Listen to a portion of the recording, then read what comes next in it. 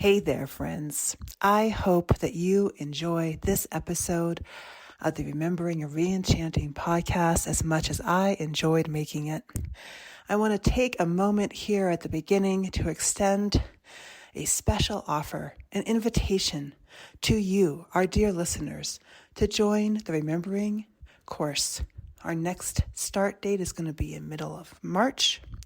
This is a powerful, deeply moving, and for many people, transformational experience into the heart of colonization, climate change, family histories, ancestors, and so many other critical intersecting pieces. Just visit our website, Sequoia Samanvaya. All the information is in the link below.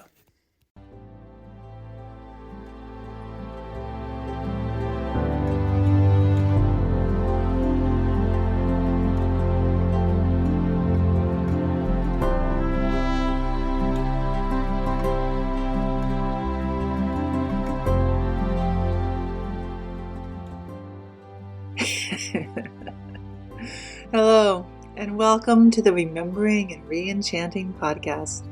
My name is Sara Jolena Walcott, and I am your hostess on this sacred learning journey of unraveling, unveiling, and becoming more fully alive at the end of the world as we know it.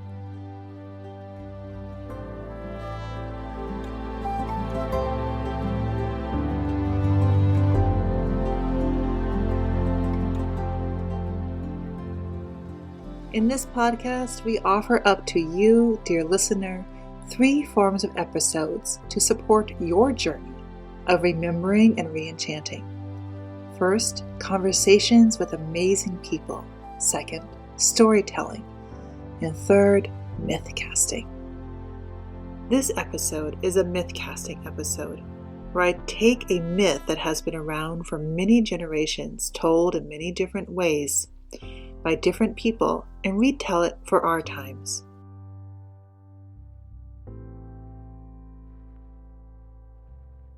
In a time before this time that is still very much in this time, and which might even happen tomorrow, you swam in the great blue ocean. You swam with such play, such elegance. Down, down you swam, you and your pack of sisters and brothers and friends, sliding against one another, your hair wet and smooth and slick in the water as you swiftly move amidst seahorses and whales and fish. So easily your thoughts become motion, become waves rippling through the great ocean. So easily you hunt, you capture, you feed. So easily you surface, breathing, resting, playing, looking with the eyes of the seal. To love the ocean is to love yourself, and you have never known any separation from love. And so it is not out of any lack of love that you think of exploring something different. Curiosity compels you, for you have heard of tales of a land where wondrous things may occur. Tales of a place where you can explore another side of yourself, that part of you that is not of water but of land, a different world.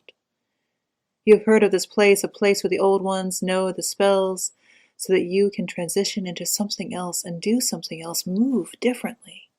A place where there is music, not the music of the ocean, but another kind of music. You wonder what that other kind of music might be like. Not this place, the island of smooth rocks in the middle of the sea, where you were born and where you might someday go again to bear your own children. No, to another place. A place of adventure and becoming. Your friends and you want to go. You circle under the full moon, fins flapping, whiskers twitching, eyes catching the silvery light. You scheme. You will swim to that place to try on a different skin, to learn of another world. An older seal, your auntie, has been there before. She will guide you. It is a long journey to that outcropping of land where you may shed your skin for a while and become something else. The decision is made. For 3 days and 3 nights you swim, eating only as you need to. As you travel, the water gets warmer. As you travel closer, this clean salt water becomes interspersed with black oil.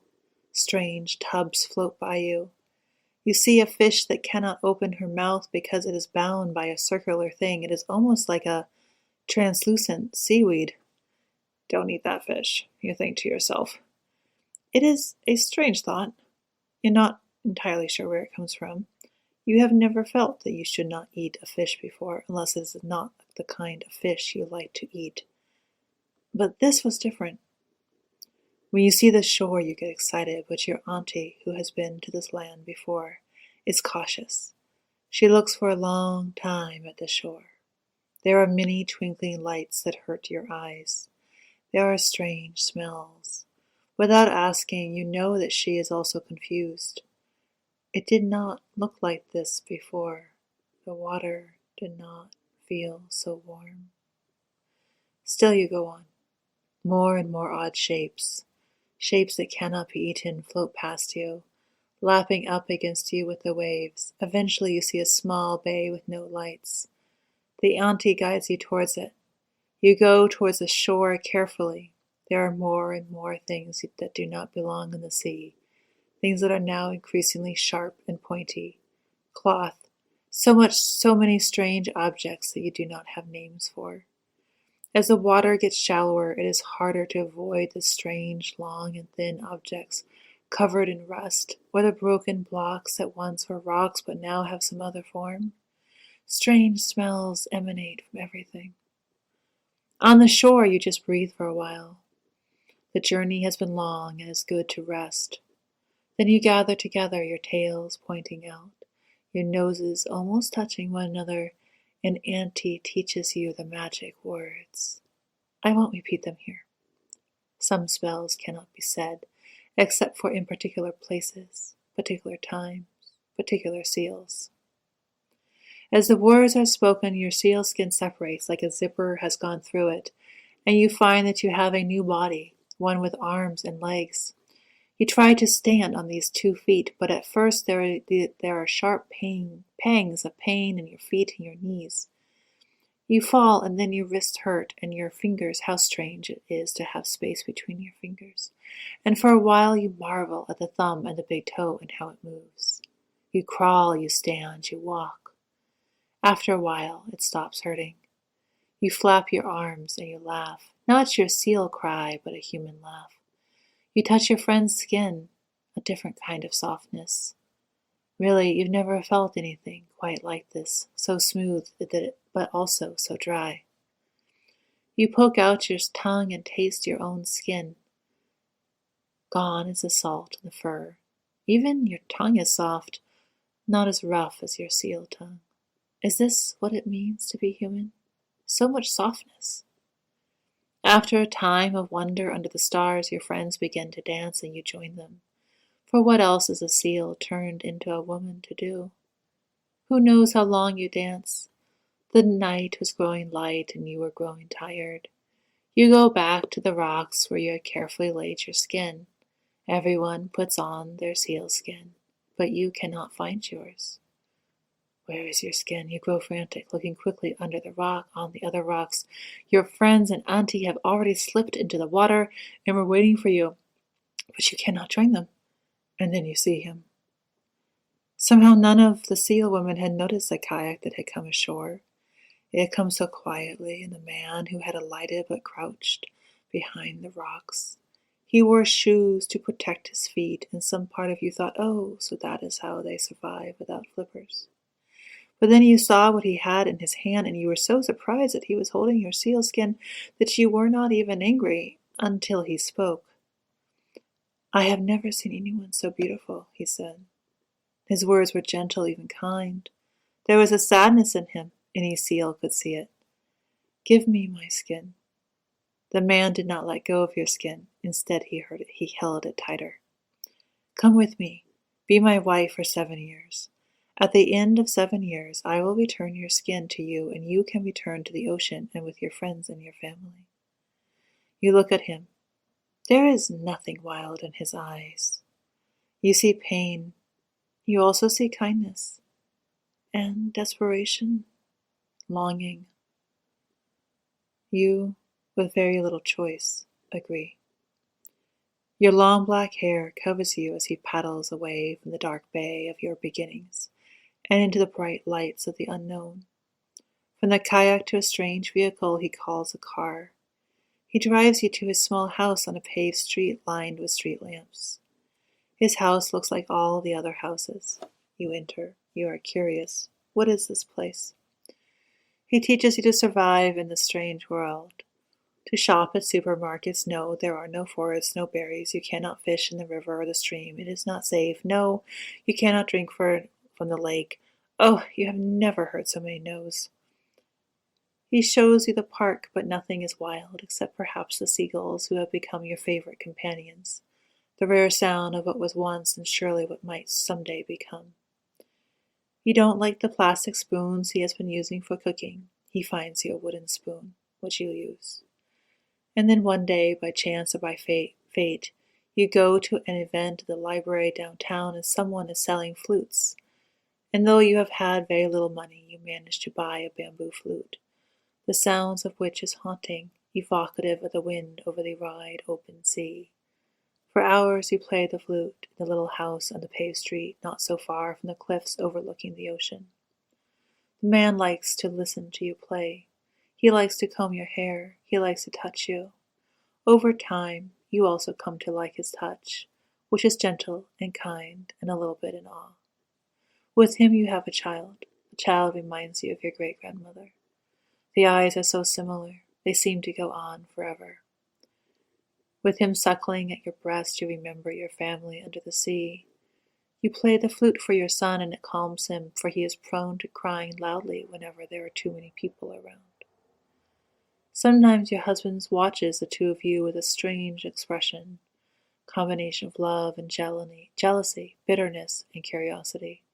Did he not remember his own mother, you wonder to yourself? But you have come to keep many things to yourself. You learned to walk, cook and to clean, to change diapers and push grocery carts, although you avoid the gas station as often as possible and tend to refuse to refuel the car. You cannot stand to be near the petroleum.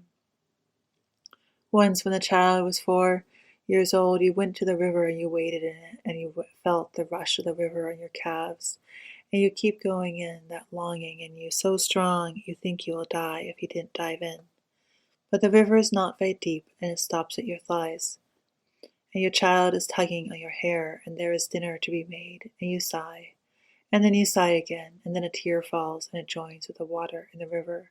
And you feel as if the water itself is crying, it misses you so much. For 7 years you live with him. As the years go on, your skin becomes brittle.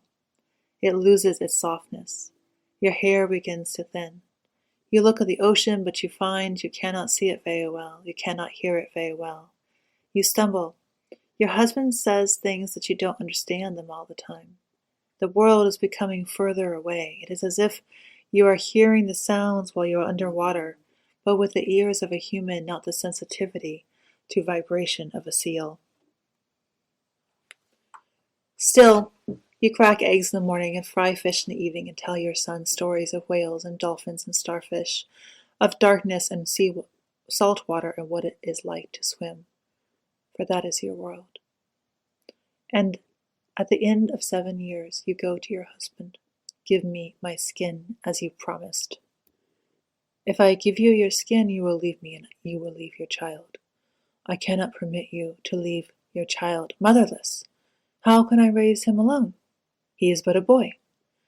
Give me my skin.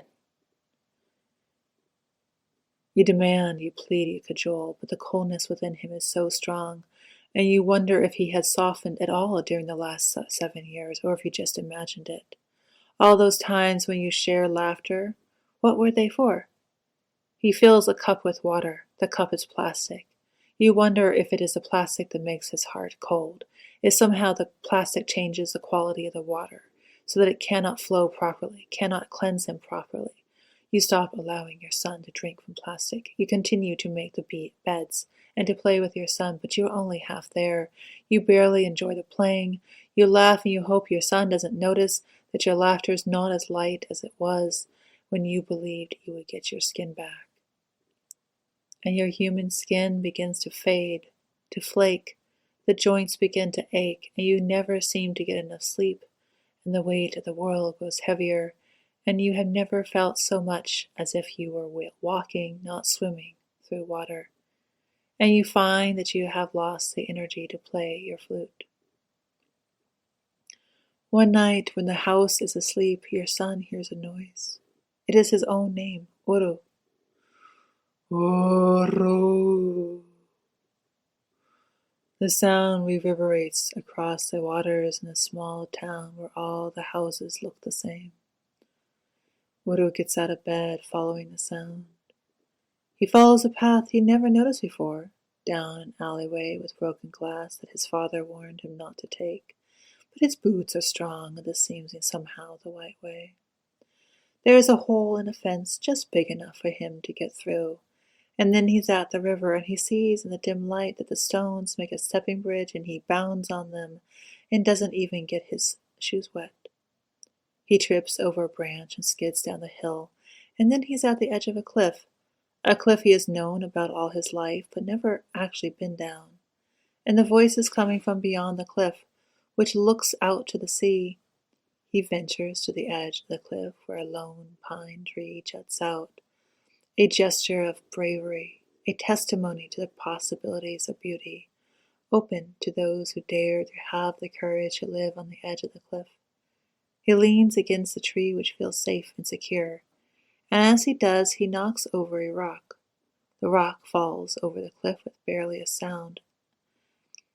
Beneath the rock, his feet hit something soft that was under the rock beneath the pine tree on the edge of the cliff. He bends down, hands groping in the dark, and pulls out a heavy, soft skin. As he holds the sealskin, wave after wave overcome him. The sweet scent, a feeling like his mother, the touch of his mother, the taste of his mother, the sound of his mother's soft humming in the evening when the lights are off and she is not aware that he is listening. Uru. The name is called again, and this time he sees it.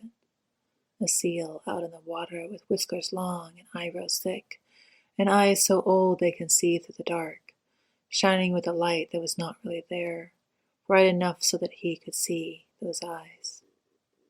They remind him of his mother, or of how his mother used to be before her skin became so dry she could barely stand to be touched lest the skin itself flake off. He ran back to the house, back up the hill and through the hole in the fence and over the cracked glass alleyway that smelled like piss and into his bedroom. He crawled into bed then and slept with the skin all night long, the touch of it against his cheek like the sound of a lullaby. The next day, after his father went off to work, he gave the skin to you. His eyes were calm, as if he knew exactly what he was doing. You hold Uru and you weep and you weep and you feed him a large lunch of fried fish and leave the extra in the refrigerator. You do not wait until your husband comes home. You leave no note nor explanation. You do not feed the cat, who often came by and wanted extra bits of fish.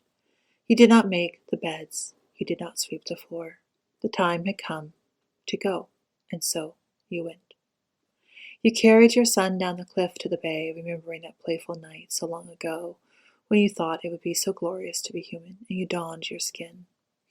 And then you breathed 3 deep breaths into your son's mouth, tickling his cheeks with your whiskers, so that he too could breathe the cold breath of the sea and come to no harm. And then you dove your son under your flipper. You dove deep, you dove long, lungs felt so full of air you thought you could die forever. Your skin was soft again. You twirled as you swam, round and round as seals go, the sheer joy of the water overtaking you. You swam past the plastic.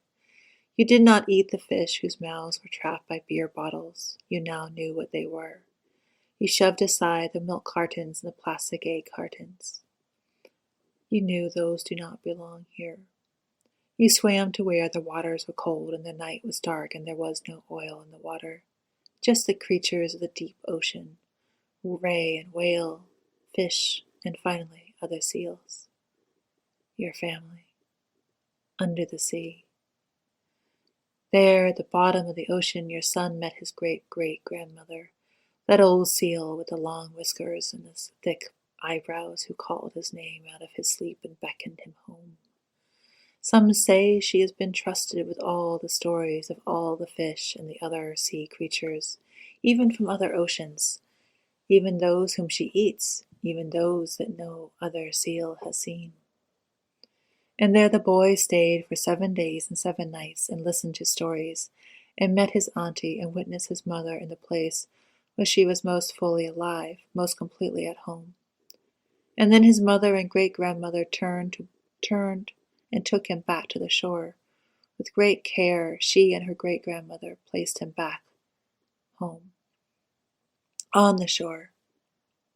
Everything I have touched, she said.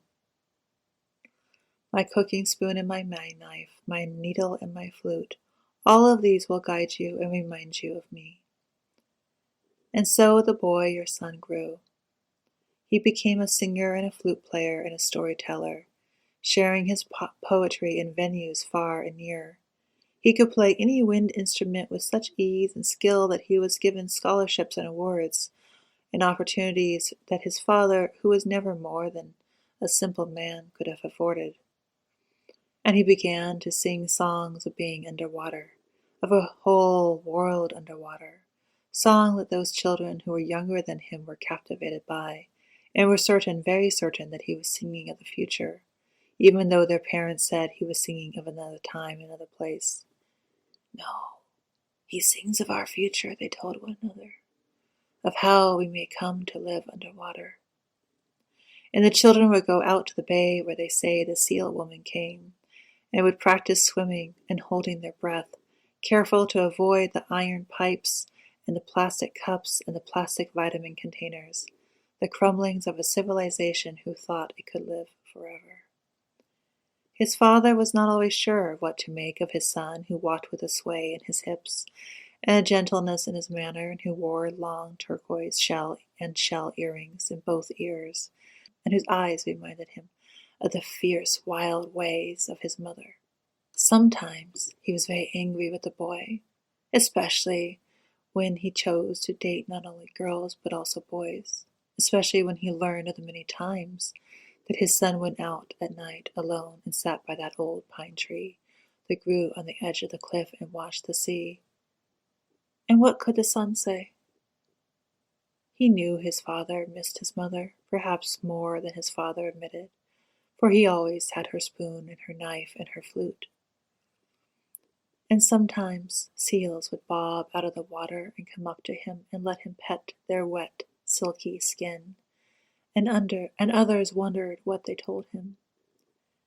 And he, unlike his father, had the sea, which never ceased to comfort him, the sea that carried the plastic and the sounds of the seals alike.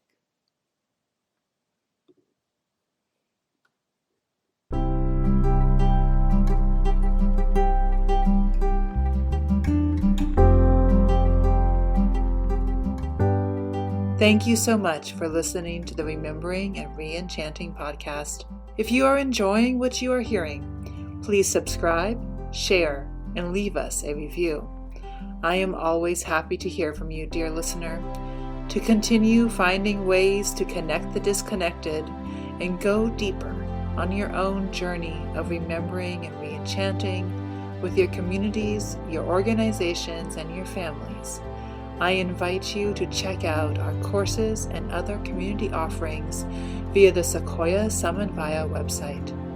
You can also follow us on Instagram, Facebook, and LinkedIn, though I must admit I spend much more time working with really amazing people than crafting social media. If you want to work with me one-on-one or bring me to speak at your organization or family office, you can find out more at sarajolena.com.